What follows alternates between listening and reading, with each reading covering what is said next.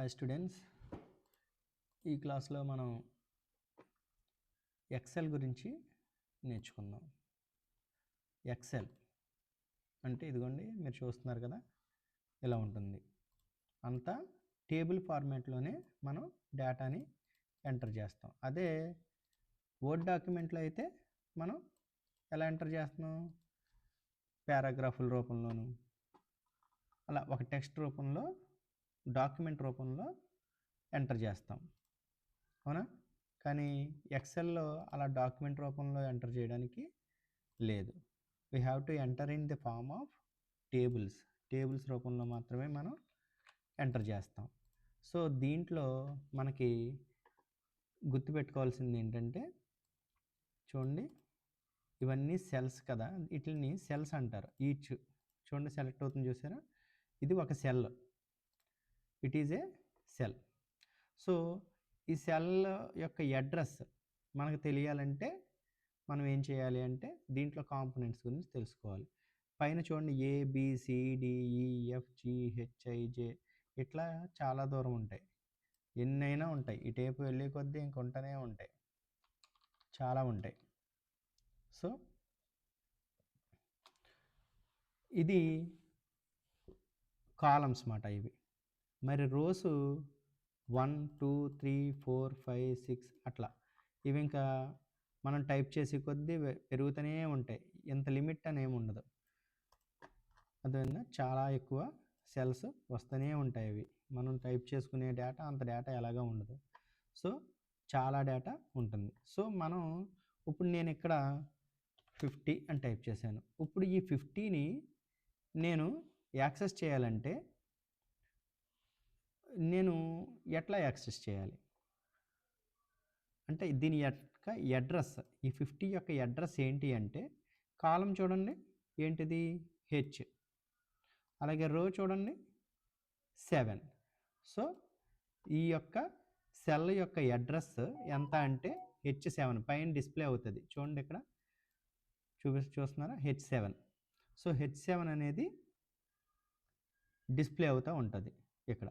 So ఈ cell యొక్క address ఏంటి అంటే H7. సిమిలర్లీ ఇక్కడ 100 పెట్టాను. సో ఈ సెల్ యొక్క అడ్రస్ ఎంత చెప్పగలరా? చూడండి, పైకి చూడండి, కాలం ఏముంది, M, అలాగే సైడ్కి చూడండి 7, అదే ఇది 47 ఉంది. ఇప్పుడు ఈ 47 యొక్క అడ్రస్ ఏంటి, L and 16. So first column address, తర్వాత రో అడ్రస్, రెండు రో రెఫరెన్స్, కాలం రెఫరెన్స్, రో రెఫరెన్స్ రెండు కలిపి ఈ సెల్ అడ్రస్ అవుతుంది. సో ఈ యొక్క సెల్ అడ్రస్ ఎంత అవుతుందంటే L16 అవుతుంది. So this is the way we understand about Excel. So ఎక్సెల్లో ఎందుకు యూజ్ అవుతుంది, అసలు ఎక్సెల్ యొక్క యూజ్ ఏంటి అంటే, ఎక్సెల్లో మనం టేబుల్ ఫార్మాట్లో చాలా డేటాని ఎంటర్ చేసుకోవచ్చు. అంటే ఏ డేటా ఎంటర్ చేసినా టేబుల్ ఫార్మాట్లోనే ఎంటర్ చేస్తాం. సో ఇప్పుడు మీ డేటా ఎంటర్ చేయాలనుకోండి, ఫర్ సపోజ్ ఏం ఎంటర్ చేస్తాం, SNO, serial number, name of the student,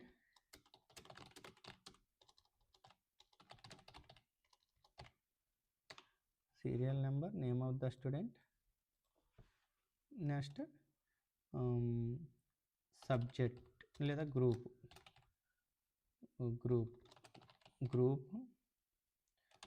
village, phone number. So మీ డేటా ఎలా, సో ఫస్ట్ పర్సన్ యొక్క డేటా ఇక్కడ రాము, గ్రూప్ BCom, తర్వాత village Tanuku, phone number something, okay. ఇట్లా మళ్ళీ సెకండ్ సోము, BCom, తణుకు అంటే అత్తిలి అనుకోండి, ఇలా ఫోన్ నెంబర్. సో ఇలా మనం ఎంత డేటానైనా టైప్ చేసుకోవచ్చు.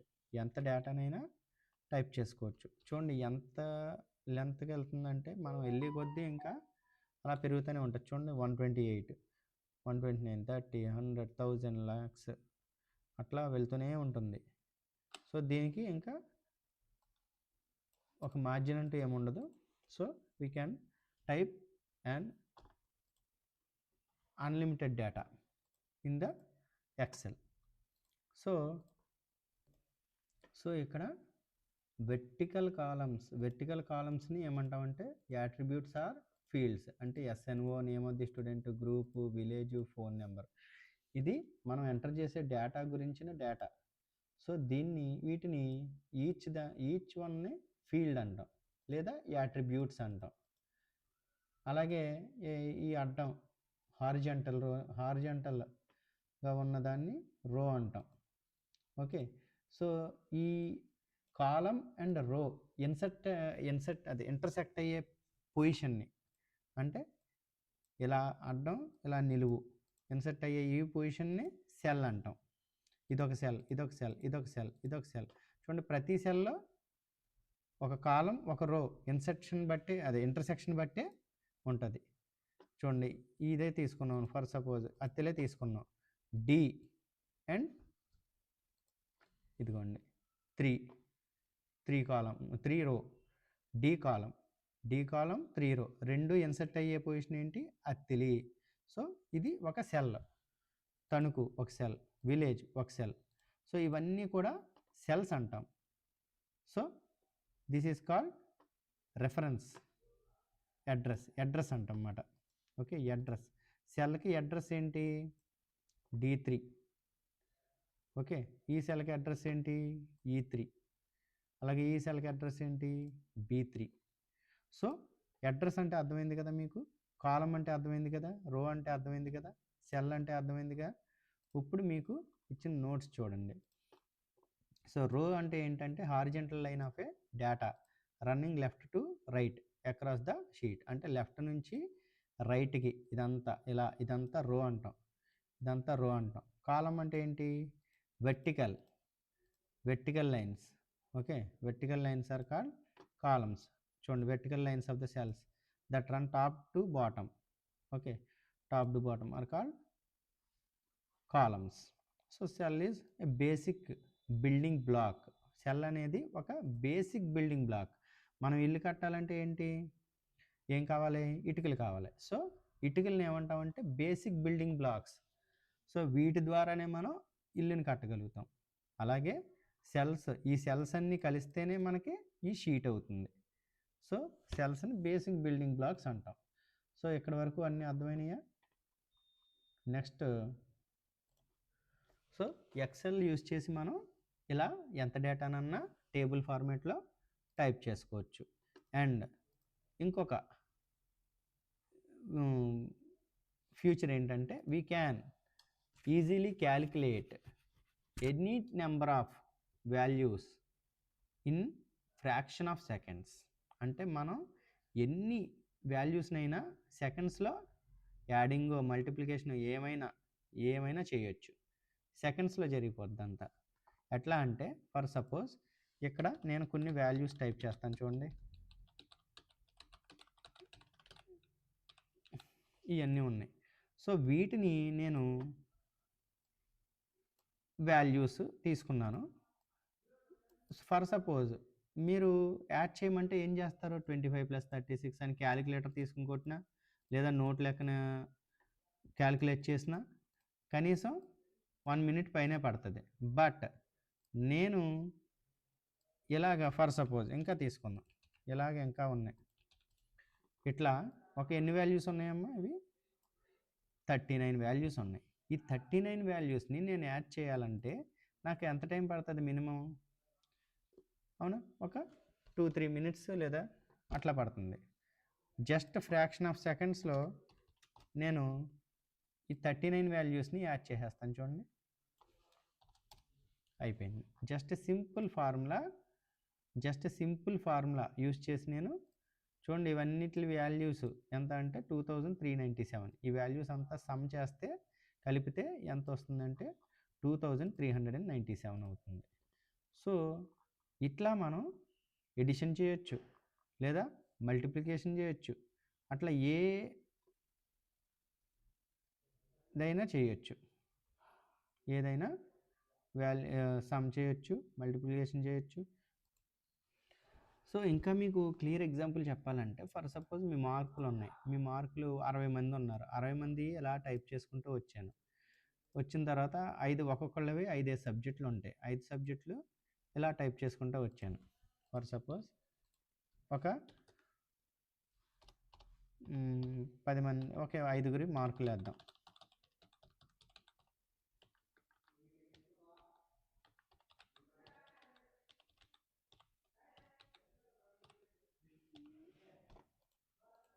సో ఇలా 5గురు మార్కులు ఫర్ సపోజ్ 5 సబ్జెక్టుల మార్కులు అనుకోండి. ఫర్ సపోజ్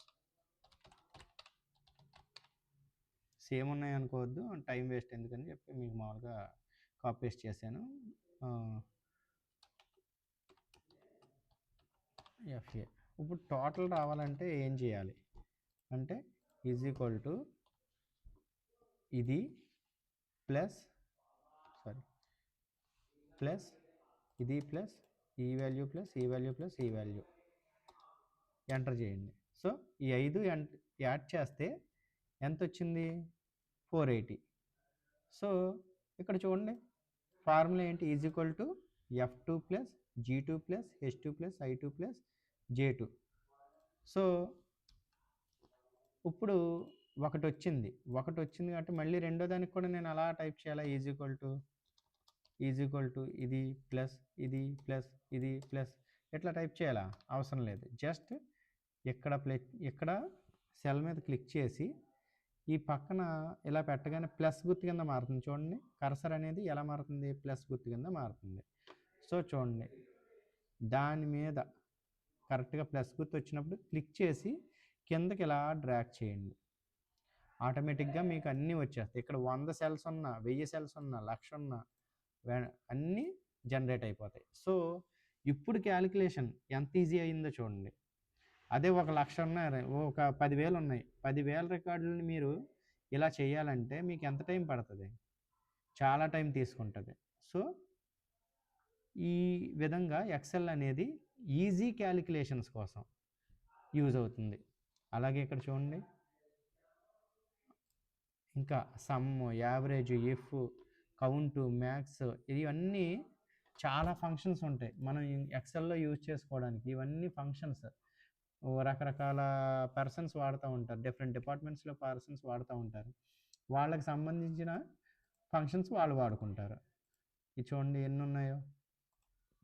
ఇదేమో టెక్స్ట్ మీద అప్లై చేసే ఫంక్షన్స్ ఇవన్నీ, ట్రిమ్, టెక్స్ట్, సెర్చ్, రీప్లేస్ ఇవన్నీ. అలాగే డేట్ అండ్ టైంకి సంబంధించినవి, అలాగే అడ్రస్, లుక్అప్ రెఫరెన్సెస్ గురించి, అట్లాగే మ్యాథ్స్కి సంబంధించిన వాల్యూస్, ఇది ఫంక్షన్స్ అన్నీ ఇక్కడ ఉంటాయి. సో మనం ఏదన్నా స్క్వేర్ రూట్ కట్టాలంటే ఇది వాడుకుంటే ఆ నెంబర్కి స్క్వేర్ రూట్ వస్తుంది.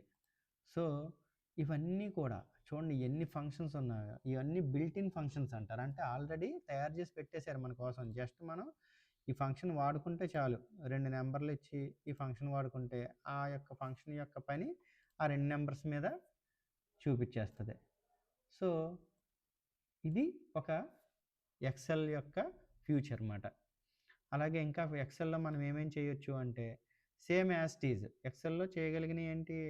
మళ్ళీ ఫార్మాటింగ్ ఇవన్నీ మామూలే. వర్డ్లో ఏం చెప్పానో అన్నీ ఉంటాయి దీంట్లో ఇవన్నీ. సో వర్డ్లో నేనేం చెప్పాను? టెస్ట్ ఫార్మాటింగ్ చెప్పాను, అవునా? మెర్జ్, ఇది ఈ అలైన్మెంట్స్ చెప్పాను. ఇంకా ఇన్సర్ట్ టేబుల్, ఇక్కడ కూడా టేబుల్, ఇది టేబుల్ అయినా కానీ టేబుల్ కూడా ఇన్సర్ట్ చేయొచ్చు ఇక్కడ. అది సెపరేట్ టేబుల్ కింద ఒక టేబుల్ రూపంలో వస్తుంది. అంటే చూడండి ఫర్ సపోజ్ ఇలా ఉందనుకోండి. ఓకే చూడండి ఇది టేబుల్. సో ఓకే ప్రస్తుతం ఇది మనకి మ్యాటర్ కాదు. మనం ఇప్పుడు తెలుసుకోవాల్సింది ఏంటంటే, సో మనం ఇప్పుడు సెల్ రెఫరెన్సెస్ గురించి తెలుసుకుందాం. అంటే మీ క్వశ్చన్లో ఉంది సెల్ రెఫరెన్సెస్ గురించి. సో సెల్ రెఫరెన్సెస్ అంటే అసలు ఫార్ములాలో మనం ఇచ్చే వాల్యూస్ని రెఫరెన్సెస్ అంటమాట. చూడండి ఇక్కడ ఎన్ని రెఫరెన్సెస్ ఉన్నాయి? ఇదో సెల్ రెఫరెన్స్, ఇదో సెల్ రెఫరెన్స్, ఇదో సెల్ రెఫరెన్స్, ఇదో cell reference, and this is one cell reference. Okay so ఈ ఫార్ములా ఇదొక ఫార్ములా అన్నమాట. దీన్ని ఒక ఫార్ములా అంటారు. Is equal to F1 F2 plus G2 plus H2 plus ఇలా రాశానంటే దీన్ని ఫార్ములా అంటారు. ఓకే. సో ఈ ఫార్ములాలో ఉన్న వీటినే సెల్ రెఫరెన్సెస్ అంటారు. F2 G2 H2 I2 J2 ఇవన్నీ సెల్ రెఫరెన్సెస్ అంటారన్నమాట. సో నెక్స్ట్ వచ్చేసి ఇందులో 3 రకాల రెఫరెన్సెస్ ఉన్నాయి. ఒకటి relative reference, 2 absolute reference, 3 absolute reference. Okay. So relative reference అంటే ఏంటంటే సింపుల్. ఇక్కడ నేను ఫర్ సపోజ్ ఈ 2 కలర్ చేస్తాను. ఈ కలర్స్లో మనం కొంచెం గుర్తుపెట్టుకోవడానికి ఓకే. ఈ బ్లూ కలర్ చేశాను కదా, ఈ రెండింటిని యాడ్ చేస్తున్నాను. ఇక్కడ యాడ్ చేయాలంటే ఏం చేస్తాను, ఈజ్ ఈక్వల్ టు ఇది ఈ సెల్ అంటే ఏంటి, F2 ప్లస్ G2 అంటారు. F2 ప్లస్ G2 అంటే 96 ప్లస్ 92 ఎంత, 192 వచ్చేసిందా లేదా. So this is one formula. ఇప్పుడు నేను కాపీ చేసి కింద పేస్ట్ చేస్తే చూడండి, 25 ప్లస్ 25 50. మళ్ళీ ఇక్కడ కాపీ చేసి పేస్ట్ చేస్తే 65 ప్లస్ 65 130 అండ్ మళ్ళీ ఇది కూడా 130 ఎందుకంటే 65. అలాగే ఇక్కడ పేస్ట్ చేస్తే 50, ఇక్కడ ప్లేస్ చేస్తే 34, ఇక్కడ ప్లేస్ చేస్తే 52. అంటే దీన్ని బట్టి మీకు ఏమర్థమవుతుంది, మనం ఒక ఫార్ములా రాసుకుని ఆ ఫార్ములాని కాపీ చేసి ఇంకో సెల్లో పేస్ట్ చేస్తే దానికి తగ్గ సెల్స్కి మారిపోతుంది ఆటోమేటిక్గా. మనం ఇవ్వక్కర్లేకుండా ఆటోమేటిక్గా మారిపోతుంది. సో A1 F2 G2 వల్ల F3 G3, F4 G4, F5 G5, F6 G6, F7 G7, F8 G8. So నాకు ఇలా కావాలి కాబట్టి ఓకే నేను ఇలా వాడుకుంటాను. సో దీన్ని రిలేటివ్ రెఫరెన్స్ అంటారు. కానీ నాకు అలా కాదు, ఈ ఫస్ట్ వాల్యూ సేమ్ ఉండాలి బట్ ఇవన్నీ మారుతూ ఉండాలి. అర్థమైందా, అంటే ఫస్ట్ దాంట్లోంచి ఒకటే తీసుకోవాలి కానీ ఇంగ్లీష్లోంచి ఇవన్నీ యాడ్ అవుతూ ఉండాలి. అలా చేయాలంటే ఎలా చేయాలి అంటే తెలుగులో ఓన్లీ అంటే మీకోసం మారుస్తాను చూడండి. ఇప్పుడు ఈ బ్లూ కలర్లో ఉన్నవి ఉన్నాయి చూసారా, ఈ ఫస్ట్ F2లో ఉన్న ఈ వాల్యూ ప్లస్ G2లో ఉన్న ఈ అన్ని వాల్యూస్ ఒకదాని తర్వాత ఒకటి యాడ్ అవ్వాలి. అంటే 96 ప్లస్ 96 ఫస్ట్ సెల్లో రావాలి, 96 ప్లస్ 25 సెకండ్ సెల్లో రావాలి, 96 ప్లస్ 65 థర్డ్ సెల్లో రావాలి, 96 ప్లస్ 65 మళ్ళీ ఫోర్త్ సెల్లో రావాలి, 96 ప్లస్ 25 ఫిఫ్త్ సెల్లో రావాలి, 96 ప్లస్ 17 ఆ నెక్స్ట్ సెల్లో రావాలి, 96 ప్లస్ 52 ఆ నెక్స్ట్ సెల్లో రావాలి. సో ఇలా రావాలంటే నేను ఏం చేయాలి, దీనికి మరి ఈ ఫార్ములా సెట్ అవుతుందా, అవ్వదు. సో దానికోసం నేను ఏం చేయాలి, is equal to dollar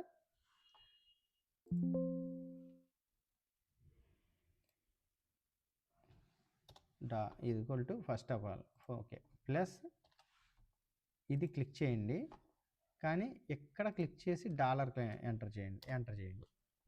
okay, ఇప్పుడు నేను ఏం చేశాను, ఆ ఫార్ములాయే తీసుకున్నాను బట్ డాలర్ అనేది ఎక్కడ ఎంటర్ చేశాను, నాకు ఏదైతే ఫిక్స్డ్ పొజిషన్ కావాలనుకుంటున్నానో ఆ పొజిషన్ దగ్గర ముందు, ఆ పొజిషన్ యొక్క సెల్ రెఫరెన్స్ యొక్క ముందు ఎగ్జాక్ట్గా ముందు డాలర్ పెట్టాను. సో ఎంటర్ కొట్టండి. ఇప్పుడు ఇది బాగానే ఉంది, 96 96 192 బాగానే ఉంది. ఇప్పుడు మళ్ళీ దీన్ని కాపీ చేసి కింద పేస్ట్ చేస్తే ఎంత వచ్చింది, 50 వచ్చింది. సారీ నా చిన్న మిస్టేక్ అయింది. సో ఇక్కడ ఏం చేయాలంటే ఇంకొక డాలర్ అంటే డాలర్కి మధ్యలో పెట్టాలి యాక్చువల్గా. ఇప్పుడు కాపీ చేసి పేస్ట్ చేయండి. ఇప్పుడు చూడండి 96 ప్లస్ 25 అంటే ఎంత 121 కరెక్టే. మళ్ళీ ఇది కాపీ చేసి కింద పేస్ట్ చేస్తే 96 ప్లస్ 65 ఎంత 161.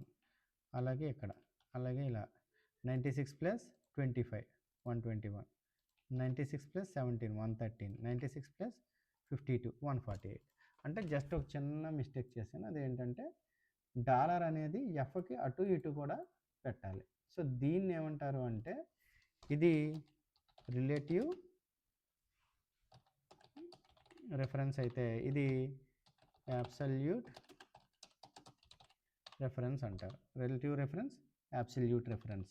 ఓకే, ఇంకా ఫైనల్గా మిక్స్డ్ రెఫరెన్స్ ఉంది. ఇక మూడోది ఏంటి అంటే మిక్స్డ్ రెఫరెన్స్. మిక్స్డ్ రెఫరెన్స్లో ఏంటంటే ఇక్కడ చూడండి, పైన ఫస్ట్ సెల్ రెఫరెన్స్కి ముందు డాలర్ పెడతాం, అలాగే సెకండ్ సెల్ రెఫరెన్స్కి నెంబర్ ముందు అంటే రో నెంబర్ ముందు డాలర్ పెడతాం. గుర్తుపెట్టుకోండి. ఇట్లా పెడితే ఏమవుతుందంటే $F2 ప్లస్ $G2 అవుతుంది. సో ఇప్పుడు నేను ఇది కాపీ చేసి కిందకి పేస్ట్ చేస్తే చూడండి, $F3 అంటే మరి ఇక్కడ ఎఫ్ తర్వాత ఇంకో డాలర్ పెట్టలేదు కాబట్టి ఇది పెరిగిపోతుంది, ఇది ఇంక్రిమెంట్ అవుతుంది, F12 F3 అవుతుంది. బట్ ఇక్కడ 2 మట్టికి కాన్స్టెంట్గా ఉంటుంది, ఇక్కడ డాలర్ ఉంది కాబట్టి 2 కాన్స్టెంట్. సో ఏ సెల్కి వెళ్ళినా G2 కామన్గా ఉంటుంది, F3 F4 F5 అట్లా ఈ ఎఫ్ దగ్గర ఉన్న నెంబర్ మట్టికి రెఫరెన్స్ నెంబర్ మాత్రం ఇంక్రీజ్ అవుతూ ఉంటుంది. చూడండి ఒకసారి. సో ఒకసారి అన్నీ గమనిస్తే చూడండి, F5 F6 F7 కానీ G2 మాత్రమే ఉంది. సో ఇక్కడ చూడండి G2లో ఏముంది, సారీ ఇక్కడ నేను ఇలా చేస్తాను మీకు ఈజీగా అర్థం అవడం కోసం, ఇవన్నీ నార్మల్ చేసేద్దాం. ఇప్పుడు చూడండి G2లో 86 ఉంది. సో G2లో 86 ఉంది, F2 ఎంత 96, 86 ప్లస్ 96 182. అండ్ మళ్ళీ G2లో ఇది కామన్ కదా, G2 అలాగే ఉండిపోయింది, బట్ F2 వల్ల F3 అయింది. సో 25 ప్లస్ 86 ఎంత అయింది 111. అలాగే next G2 common 65 151, G2 common 65 151, G2 common 25 111, G2 common 17 113, G2 common 52 138. So ఈ విధంగా మనం మిక్స్డ్ రెఫరెన్స్ అంటే ఇది ఇక్కడ ఏ డాలర్ సింబల్ లేదు అంటే జస్ట్ రిలేటివ్ రెఫరెన్స్ అంటారు, కానీ ఇక్కడ ఒక డాలర్ సింబల్ అంటే ఒక సెల్ని రెఫర్ చేయడానికి ఉంచాం. సో దీన్ని అబ్సల్యూట్ రెఫరెన్స్ అంటాం. అలాగే మూడోది మిక్స్డ్ రెఫరెన్స్ అంటాం. సో రెండు సెల్స్ని కలిపి వాడుతున్నాం, కలిపేస్తున్నాం, అంటే రెండు సెల్స్ని మీద వాడుతున్నాం ఈ డాలర్ సింబల్. చూడండి ఈ సెల్లోని డాలర్ ఉంది, ఈ సెల్లోని డాలర్ ఉంది. సో దీన్ని మిక్స్డ్ రెఫరెన్స్ అంటాం అన్నమాట. So this is called relative, absolute and mixed reference. This is all about these references. Thank you.